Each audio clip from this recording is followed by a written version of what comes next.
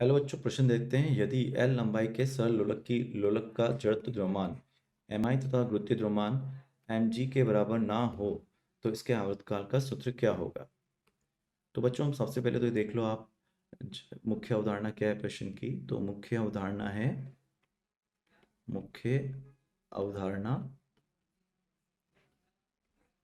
मुख्य अवधारणा हो जाएगी हमारे पास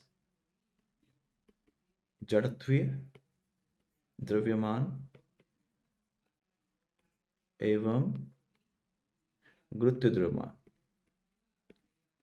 गुरुत्वीय द्रव्यमान तथा सरल लोलक। ठीक है। तो बच्चों, सबसे पहले हम अगर बात करें यहाँ पर, तो सरल लोलक को अगर हम बताएं तो अभी हम अवधारणा में चल रहे हैं बच्चों। थोड़ा समझ लेते हैं मुख्य अवधारणा का प्रिंसिपल क्या है, मतलब उसका सिद्धांत। ये एम है और हमने इसको विस्थापित कर दिया किसी अल्प कोण थीटा पर। ठीक है, तो इस पर एम जी कैसा लगेगा आपका, ऊर्ध्वाधर नीचे की ओर। अब ध्यान रखिए यहाँ पर जो एम जी लिख रहे हैं हम, तो एम जी में जो एम है यहाँ पे बच्चों, उसको ध्यान रखना आप, ये गुरुत्व द्रव्यमान है। गुरुत्वीय द्रव्यमान समझ में आया क्या? जो गुरुत्व को परिभाषित करेगा वो गुरुत्व द्रव्यमान कहलाएगा, गुरुत्व द्रव्यमान। और अगर ऐसे ही हम m इंटू एम गुणा एल कर दें तो इस अबाउट जड़त्व आघूर्ण हो जाएगा m लोलक का, तो m गुणा एल, एल वर्ग। तो इसको हम g लिख देते हैं और इसको हम i लिख लेते हैं। तो ये हो गया आपका m, यहाँ पे क्या हो गया, जड़त्वीय द्रव्यमान। तो जो जड़त्व आघूर्ण को परिभाषित करेगा, ये गुरुत्व भार को प्रदर्शित कर रहा है, गुरुत्व भार, और ये जड़त्व आघूर्ण को प्रदर्शित कर रहा है।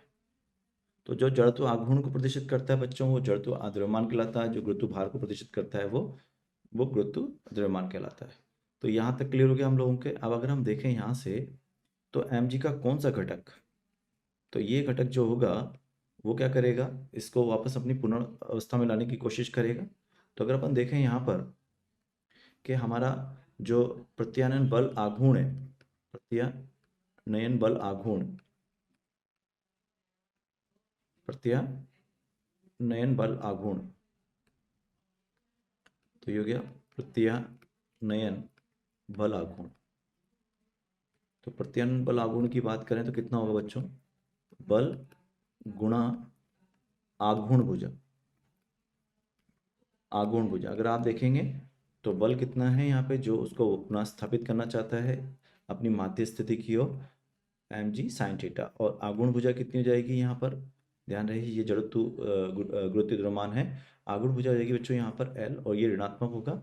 ऐसा इसलिए क्योंकि अगर आप देखेंगे यहाँ पर, तो हमने विस्थापन किया है वामावर्त दिशा में और बल आघूर्ण आ रहा है आपका दक्षिणावर्त दिशा में। तो ये हो गया आपका। और हम जानते हैं जो टॉर्क है यानी कि बल आघूर्ण है, उसको हम आई गुणा एल्फा लिख सकते हैं। ये हो गया आपका एम जी जी साइन थीटा गुणा एल।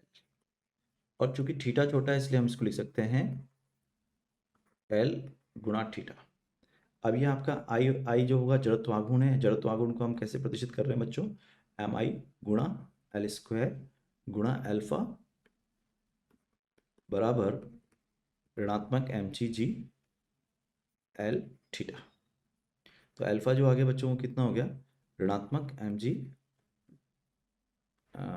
जी बटा एम आई एल गुणा थीटा।